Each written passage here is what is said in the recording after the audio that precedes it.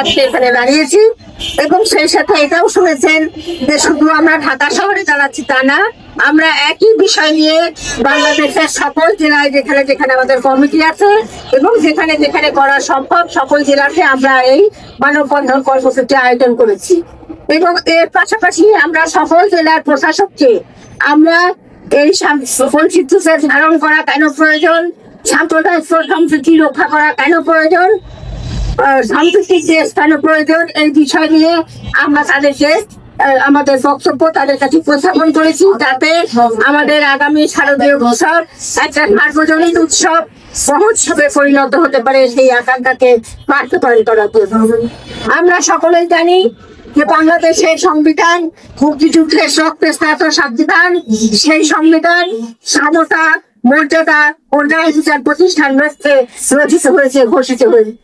সেখানে মানুষের মর্যাদা, মানুষের অধিকারকে সর্বাগ্রে স্থান দেওয়া হয়েছে এবং আমরা চাই যে আমাদের প্রতিটি দিন প্রতিটি সময় আমাদের মর্যাদা, প্রতিটি মানুষের মর্যাদা, প্রতিটি মানুষের অধিকার সমুন্নত থাকুক।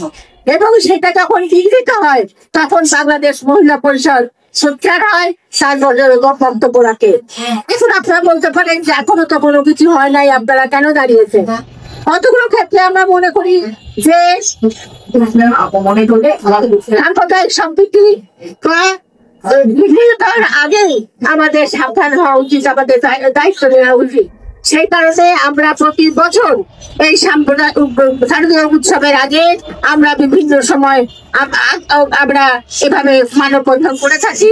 তারই ধারাবাহিকতায় 2025 সালে আজকের এই কর্মসূচি। আমাদের বক্তারা বলে গেছেন বাংলাদেশের গঠন বৈশিষ্ট্যের কথা। বাংলাদেশে নানা ধর্ম, নানা বর্ণ, নানা ভাষা, নানা সংস্কৃতির লোক বাস করে এবং এই সকলেরই রাজ্যের নিজস্ব সাংস্কৃতিক দিবস আছে, নিজস্ব অনুষ্ঠান আছে, নিজস্ব কর্মসূচি আছে। প্রত্যেকের কর্মসূচি স্বাধীনভাবে পালন করতে পারাটাই হচ্ছে আমাদের দায়িত্ব, পালন করার সুযোগ তৈরি করে দেয়, এটাই হচ্ছে আমাদের সকলের দায়িত্ব। রাষ্ট্রের দায়িত্ব, আমাদের সুশীল সমাজের দায়িত্ব, আমাদের মতো মানবাধিকার সংগঠনের দায়িত্ব, সকলের দায়িত্ব হচ্ছে প্রত্যেকের জন্য একটা সুন্দর পরিবেশ গড়ে তোলা। আমরা সেই লক্ষ্যে আমাদের একজন নারী অধিকার সংগঠন হিসাবে আমরা মনে করি যে আমাদের দায়িত্ব যে দুর্গাপূজার আগে শারদীয় উৎসব যেন সুন্দরভাবে সুষ্ঠুভাবে পালন করা সম্ভব হয়, সেই অনুষ্ঠানে যেন আমরাও শরীর করি। তাহলে আমাদের সেই দায়িত্বের কথাটা মনে রেখে আমরা উপস্থিত হয়েছি। সেইটার সাথে সাথে আমরা এটাও বলতে চাই যে আমাদের এককভাবে এটা করা সম্ভব না, যদি রাষ্ট্রীয় উদ্যোক্তা এর সাথে সম্পৃক্ত না হয়। কাজে সেই জন্য আমরা রাষ্ট্রের ক্ষমতায় যারা আছেন তাদের আমরা স্মরণ করে দিতে চাই যে এই উৎসবটা যেন এমন না হয় যে আমরা পূজা মন্ত্র পাহাড়ে দিয়ে উৎসব করলাম। আমরা সমাজটাকে এমন ভাবে গড়ে তুলতে চাই যে আমরা নিজেদের স্বতঃস্ফূর্তভাবে পূজা উৎসব পালন করতে পারি, আমাদের চাচার উৎসব আমরা পালন করতে পারি।